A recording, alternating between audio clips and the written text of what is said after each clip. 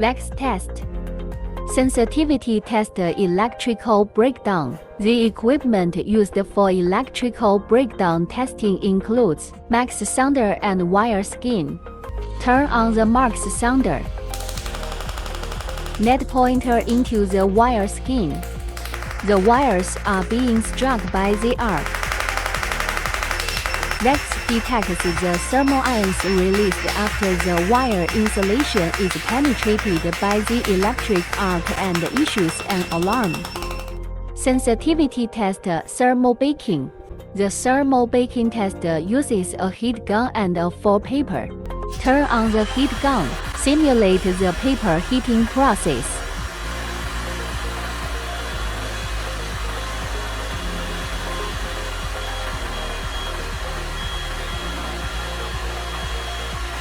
The paper starts to turn yellow when heated.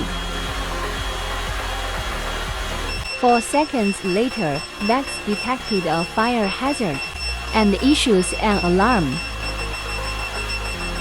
After 10 seconds, the heated area of the paper begins to turn black. This confirms that Veccds can detect fire hazards in advance.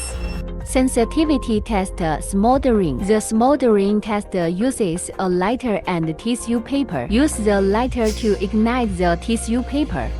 Simulate a scenario where smoldering occurs. At this point, the tissue paper continues to burn slowly.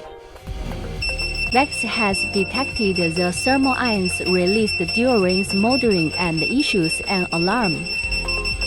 Interference test of water vapor. The water vapor test uses a humidifier. Turn on the humidifier to simulate a humid environment. Veccds continuously samples water vapor. Veccds shows no reaction at this time.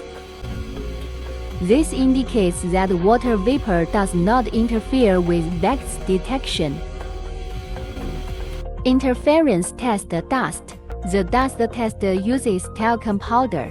Blow into the powder box to simulate a dusty environment. Veccds shows no reaction, indicating that dust does not interfere with its detection.